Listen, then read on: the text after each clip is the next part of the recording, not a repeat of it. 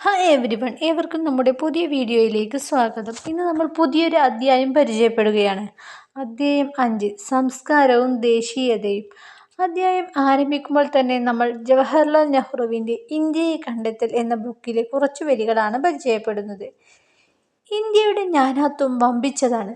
അത് പ്രത്യക്ഷമാണ്. അത് ഉപരിതലത്തിൽ പൊന്തി നിൽക്കുന്നു. ആർക്കും കാണാൻ വിരോധമില്ല. മുഖത്തിലും ആകൃതിയിലും ഭക്ഷണത്തിലും വസ്ത്രത്തിലും അവർ വ്യത്യാസപ്പെട്ടിരിക്കുന്നു. ഭാഷയുടെ കാര്യം പറയേണ്ടതില്ലല്ലോ. ബംഗാളികൾ, മഹാരാഷ്ട്രർ, ഗുജറാത്തികൾ, തമിഴർ, ആന്ധ്രാപ്രദേശുകാർ, ഒഡിയക്കാർ, സിദ്ധികൾ, പഞ്ചാബികൾ, ആസാംകാർ, കർണാടകക്കാർ, മലയാളികൾ, പട്ടാണികൾ, കാശ്മീരികൾ, രജപുത്രർ, ഹിന്ദുസ്ഥാനി ഭാഷക്കാരായ വമ്പിച്ച മധ്യദേശക്കാർ. ഇവരെല്ലാം അനേകം നൂറ്റാണ്ടുകളായി തങ്ങളുടെ പ്രത്യേകമായ വ്യത്യസ്ത ധർമ്മങ്ങൾ പുലർത്തിപ്പോന്നിട്ടുണ്ട്. പല കഥകളിലും രേഖകളിലും പറഞ്ഞിട്ടുള്ള അതേ ഗുണദോഷങ്ങൾ ഇന്നും അവരിലുണ്ട്. എന്നിട്ടും ഈ യുഗയുഗാന്തരങ്ങളിൽ അവർ ദേശീയമായി ഒരേ പൈതൃകത്തോടും മാനസികവും ധാർമ്മികവുമായി ഒരേ തരത്തിൽപ്പെടുന്ന ഗുണവിശേഷങ്ങളോടും കൂടി ഭാരതീയരായി തന്നെ ഇരിക്കുന്നു. ജീവത്തും ചൈതന്യപൂർണവുമായ എന്തോ ഒന്ന് ഈ പൈതൃകത്തിലുണ്ടായിരുന്നു. ജീവിതത്തെയും ജീവിതത്തിൻ്റെ പ്രശ്നങ്ങളെയും സംബന്ധിച്ച് കൈക്കൊണ്ട മനോഗതിയിലും ജീവിത രീതികളിലും അത് പ്രത്യക്ഷപ്പെട്ടു. ഇന്ത്യയുടെ ഏകത്വം എന്നെ സംബന്ധിച്ചിടത്തോളം ഇനിമേൽ ബുദ്ധിയുടെ വെറുമൊരു സങ്കല്പം മാത്രമല്ല, എന്നെ ആവേശിച്ചടിമപ്പെടുത്തിക്കളഞ്ഞ വൈകാരികമായ ഒരനുഭവമാണ്. യാതൊരു രാഷ്ട്രീയ വിഭജനത്തിനും ആപത്തിനും മഹാനാശത്തിനും കീഴടക്കാൻ കഴിയാത്ത വിധത്തിൽ അത്രയും ബലിഷ്ഠമായിരുന്നു കാതലായ ആ ഏകത്വം. എന്തൊരു വ്യക്തിത്വത്തിനുടമയാണല്ലേ ജവഹർലാൽ നെഹ്റു! വൈവിധ്യങ്ങൾക്കിടയിലും ഇന്ത്യയിൽ നിലനിൽക്കുന്ന ഏകത്വത്തെയാണ് നെഹ്റുവിൻ്റെ വരികളിൽ വെളിപ്പെടുത്തുന്നത്. ഈ ഏകത്വമാണ് ഇന്ത്യയുടെ ദേശീയ ഐക്യത്തിൻ്റെ അടിസ്ഥാനം. ഇന്ത്യൻ ദേശീയതയുടെ രൂപപ്പെടലിന് നിരവധി ഘടകങ്ങൾ കാരണമായി. ജാതി, മത, വർഗ, പ്രാദേശിക വ്യത്യാസങ്ങൾക്കുപരിയായി ഒരു രാജ്യത്തെ ജനതയുടെ മാനസിക ഐക്യമാണ് ദേശീയത. ദേശീയത എന്നാൽ ജാതി, മത, വർഗ, പ്രാദേശിക വ്യത്യാസങ്ങൾക്കുപരിയായി ഒരു രാജ്യത്തെ ജനതയുടെ മാനസിക ഐക്യമാണ്. ബ്രിട്ടീഷുകാരുടെ സാമ്പത്തിക ചൂഷണം ഇന്ത്യക്കാരിൽ ദേശീയബോധം വളർത്തിയതെങ്ങനെയാണെന്ന് മുൻ പാഠഭാഗത്ത് നമ്മൾ പഠിച്ചു.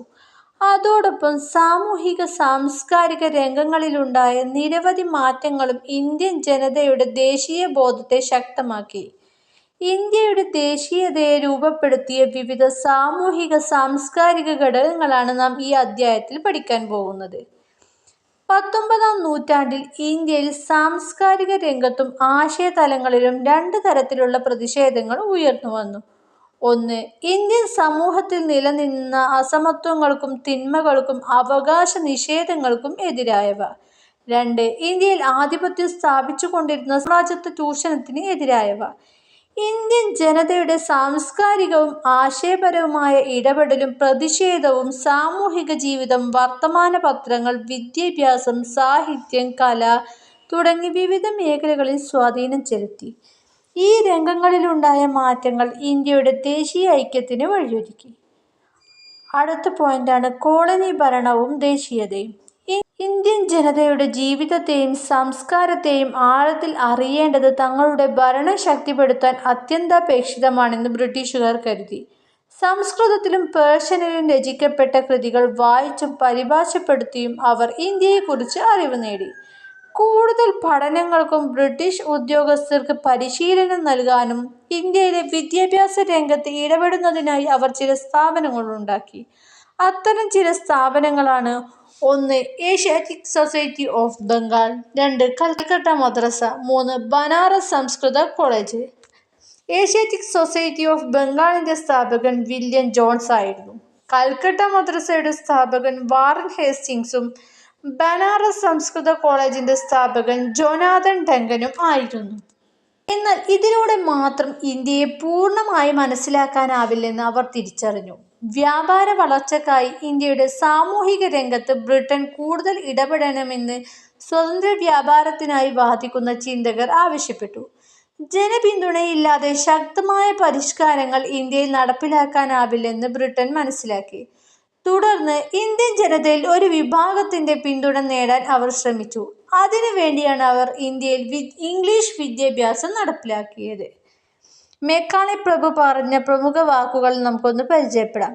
രക്തത്തിലും വർണ്ണത്തിലും ഇന്ത്യക്കാരും, അഭിരുചിയിലും അഭിപ്രായത്തിലും ധാർമ്മികതയിലും ബുദ്ധിയിലും ഇംഗ്ലീഷുകാരുമായ ഒരു വർഗത്തെ സൃഷ്ടിക്കുകയാണ് നമ്മുടെ ലക്ഷ്യം. എത്ര ദുഷ്കരമാണല്ലേ അവരുടെ ചിന്തകൾ. 1835 ഇന്ത്യയിൽ ഇംഗ്ലീഷ് വിദ്യാഭ്യാസം നടപ്പാക്കുന്ന അവസരത്തിൽ മെക്കാളെ പ്രഭു പറഞ്ഞ വാക്കുകളാണിത്. ഇതിൽ നിന്നും ഇന്ത്യയിൽ ഇംഗ്ലീഷ് വിദ്യാഭ്യാസം നടപ്പിലാക്കിയതിൻ്റെ ലക്ഷ്യങ്ങൾ എന്തെല്ലാമായെന്ന് നമുക്ക് മനസ്സിലാക്കാൻ കഴിയും. പ്രധാനപ്പെട്ട ലക്ഷ്യം എന്നത് ഇംഗ്ലീഷുകാരുടെ ജീവിത രീതികളോട് താല്പര്യമുള്ള ഒരു തലമുറയെ സൃഷ്ടിക്കുക എന്നത് തന്നെയായിരുന്നു. അതിൽ ഒരു വിധത്തിൽ അവർ വിജയിച്ചു എന്ന് വേണം പറയാൻ. 19-ാം നൂറ്റാണ്ടോടെ ഇംഗ്ലീഷ് സംസ്കാരവും ആശയങ്ങളും ഇന്ത്യൻ സമൂഹത്തിലേക്ക് കടന്നുകയറിയപ്പോൾ അവയെ പ്രതിരോധിക്കേണ്ടത് അനിവാര്യമാണെന്ന് ഇന്ത്യയിലെ ഒരു വിഭാഗം കരുതി. ഇംഗ്ലീഷ് വിദ്യാഭ്യാസം നേടുകയും അതിലൂടെ ജനാധിപത്യം, സ്വാതന്ത്ര്യം, യുക്തിചിന്ത, തുല്യനീതി, ശാസ്ത്രബോധം, സോഷ്യലിസം, പൗരാവകാശങ്ങൾ എന്നിവയെക്കുറിച്ച് ബോധവാന്മാരാവുകയും ചെയ്തവരായിരുന്നു ഇങ്ങനെ ചിന്തിച്ചവരിൽ ഭൂരിഭാഗം. അവർ ഇന്ത്യയിൽ നിലനിന്ന സാമൂഹികാചാരങ്ങളെയും അനുഷ്ഠാനങ്ങളെയും പരിഷ്കരിക്കാനും അവയുടെ സഹായത്താൽ പാശ്ചാത്യ സംസ്കാരത്തിന്റെ കടന്നുകയറ്റത്തെ ചെറുക്കാനും ശ്രമിച്ചു. അതിനായി അവർ ഇന്ത്യൻ സമൂഹം, ഭാഷ, കല, സാഹിത്യം തുടങ്ങിയവയെ നവീകരിച്ചു. അത് ഇന്ത്യൻ സമൂഹത്തിൽ നിലനിന്ന അസമത്വങ്ങളെയും അവകാശ നിഷേധങ്ങളെയും ചെറുക്കാനും അതിലൂടെ ഇന്ത്യൻ ജനതയിൽ ഐക്യബോധം സൃഷ്ടിക്കാനും ഇടയാക്കി. 19-ാം നൂറ്റാണ്ടിൽ ശാസ്ത്രഗ്രന്ഥങ്ങൾ പരിഭാഷപ്പെടുത്താനും ശാസ്ത്രബോധം പ്രചരിപ്പിക്കാനും ചർച്ച ചെയ്യാനുമായി നിരവധി സയന്റിഫിക് സൊസൈറ്റികൾ ഇന്ത്യയിൽ സ്ഥാപിക്കപ്പെട്ടു. പ്രധാനമായും 6 സയന്റിഫിക് സൊസൈറ്റികളാണ് സ്ഥാപിച്ചത്. 1. യൂറോപ്യൻ ശാസ്ത്രജ്ഞർ പരിഭാഷപ്പെടുത്തുന്നതിനുള്ള സൊസൈറ്റി, കൽക്കട്ടയിലാണ് സ്ഥാപിച്ചത്. സ്ഥാപിച്ച വർഷം 1825. 2. പൊതുവിവരങ്ങൾ നേടുന്നതിനു വേണ്ടിയുള്ള സൊസൈറ്റി, അതും കൽക്കട്ടയിലാണ് സ്ഥാപിച്ചത്. 1838. 3. മഹേന്ദ്രലാൽ സർക്കാർ സ്ഥാപിച്ച ഇന്ത്യൻ അസോസിയേഷൻ ആണ് സ്ഥാപിച്ചത് ബംഗാളിലാണ്. വർഷം 1876. അടുത്തതാണ് ബനാറസ് സംവാദ ക്ലബ്ബ്, ബനാറസിൽ സ്ഥാപിച്ചു. 1861 സ്ഥാപിച്ചത്. അടുത്തത് സർ സയ്യിദ് അഹമ്മദ് ഖാൻ സ്ഥാപിച്ച അലിഗഡ് സയന്റിഫിക് സൊസൈറ്റി, അലിഗഡിൽ തന്നെയാണ് സ്ഥാപിച്ചത്. വർഷം 1864. അടുത്തത് ബീഹാർ സയന്റിഫിക് സൊസൈറ്റി, ബീഹാറിൽ തന്നെയാണ് സ്ഥാപിച്ചത്. 1868 സ്ഥാപിച്ചത്. ഇങ്ങനെ പ്രധാനമായിട്ടും 6 സയന്റിഫിക് സൊസൈറ്റികളായിരുന്നു സ്ഥാപിച്ചത്.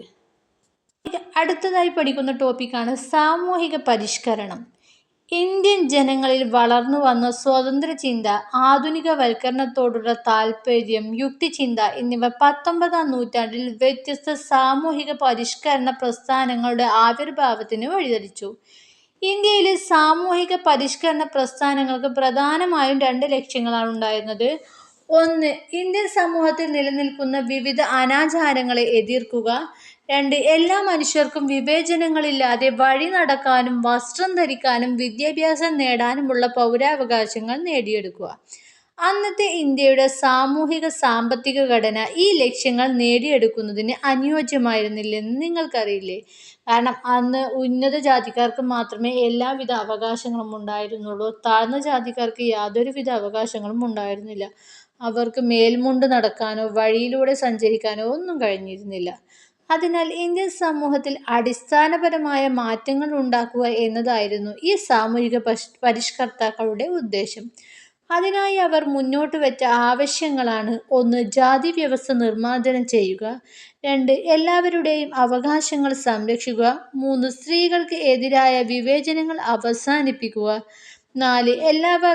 എല്ലാവർക്കും വിദ്യാഭ്യാസം നൽകുക. 5. വിധവ പുനർവിവാഹം നടപ്പിലാക്കുക. 6. ശൈശവ വിവാഹം, പൗരോഹിത്യ മേധാവിത്വം എന്നിവ അവസാനിപ്പിക്കുക എന്നിവ. ഇത്തരത്തിൽ ഇന്ത്യൻ സമൂഹത്തിന്റെ ആധുനികവൽക്കരണത്തിനായി വാദിച്ച ആദ്യത്തെയാൾ രാജാറാം മോഹൻ റോയ് ആയിരുന്നു. ജാതി വ്യവസ്ഥയെയും സതി എന്ന ദുരാചാരത്തെയും ശക്തമായി എതിർത്ത അദ്ദേഹം ബംഗാളിൽ ബ്രഹ്മസമാജം എന്ന പ്രസ്ഥാനം സ്ഥാപിച്ചു. പ്രധാനപ്പെട്ട ഒരു പോയിന്റാണ് ഇപ്പോൾ പഠിച്ചത്. ഇന്ത്യൻ സമൂഹത്തിന്റെ ആധുനികവൽക്കരണത്തിനായി വാദിച്ച ആദ്യത്തെയാൾ രാജാറാം മോഹൻ റോയ് ആയിരുന്നു. അദ്ദേഹം ജാതി വ്യവസ്ഥയെ ശക്തമായി എതിർക്കുകയും സതി എന്ന ദുരാചാരത്തെ ശക്തമായി എതിർക്കുകയും ചെയ്തു. ഇതിനു വേണ്ടി അദ്ദേഹം ബംഗാളിൽ ബ്രഹ്മസമാജം എന്ന പ്രസ്ഥാനം ആരംഭിച്ചു. വിവിധ ജാതികളായി വിഭജിക്കപ്പെട്ട അന്നത്തെ ഇന്ത്യൻ സമൂഹത്തിന്റെ സ്ഥാനത്ത് ഒരൊറ്റ ഇന്ത്യൻ സമൂഹം എന്ന ആശയം പ്രചരിപ്പിക്കാനാണ് അദ്ദേഹം ശ്രമിച്ചത്. ഇത് ഇന്ത്യക്കാരിൽ രാജ്യസ്നേഹം വളരാനുള്ള സാഹചര്യം സൃഷ്ടിച്ചു. അങ്ങനെ രാഷ്ട്രത്തിന്റെ ഐക്യവും സാമൂഹിക പരിഷ്കരണത്തിന്റെ ലക്ഷ്യമായി മാറി. സ്ത്രീകളുടെ പദവി ഉയർത്തുന്നതിനായി അവർക്ക് സ്വത്തിന് മേൽ അവകാശം നൽകണമെന്ന് അദ്ദേഹം ആവശ്യപ്പെട്ടു. ഇതിനെ തുടർന്ന് ഇന്ത്യയുടെ വിവിധ ഭാഗങ്ങളിൽ നിരവധി പേർ സാമൂഹിക പരിഷ്കരണത്തിനു വേണ്ടി വാദിച്ചുകൊണ്ട് മുന്നോട്ടു വന്നു. ബംഗാളിൽ ഈശ്വരചന്ദ്ര വിദ്യാസാഗർ വിധവകളുടെ പുനർവിവാഹത്തിനായി പ്രവർത്തനം നടത്തി. അദ്ദേഹത്തിന്റെ പരിശ്രമ ഫലമായിട്ടാണ് 1856 ബ്രിട്ടീഷ് ഗവൺമെന്റ് ഹിന്ദു വിധവ പുനർവിവാഹ നിയമം പാസാക്കിയത്. ഹിന്ദു വിധവ പുനർവിവാഹ നിയമം പാസാക്കിയ വർഷം 1856. ബംഗാളിലെ ഈശ്വര ചന്ദ്ര വിദ്യാസാഗറിന്റെ നേതൃത്വത്തിലാണ് പുനർവിവാഹത്തിനായിട്ട് ശ്രമങ്ങൾ ആരംഭിച്ചത്. സ്ത്രീകളുടെ വിദ്യാഭ്യാസ പുരോഗതിക്കായി അദ്ദേഹം നിരവധി വിദ്യാലയങ്ങൾ സ്ഥാപിച്ചു. വനിതകളുടെ ഉന്നമനത്തിനായും ചില പരിഷ്കരണ പ്രസ്ഥാനങ്ങൾ അക്കാലത്ത് രൂപം കൊണ്ടു. വിധവകൾക്ക് വിദ്യാഭ്യാസം നൽകുന്നതിനായി പണ്ഡിത രമാബായി ബോംബെയിൽ സ്ഥാപിച്ച ശാരദ സദൻ ഇതിൽ പ്രധാനപ്പെട്ടതാണ്. ബാക്കിയും കുറേ പരിഷ്കരണ പ്രസ്ഥാനങ്ങളെ നമുക്ക് അടുത്ത ക്ലാസ്സിൽ പരിചയപ്പെടാം. അതുവരേക്കും ബൈ.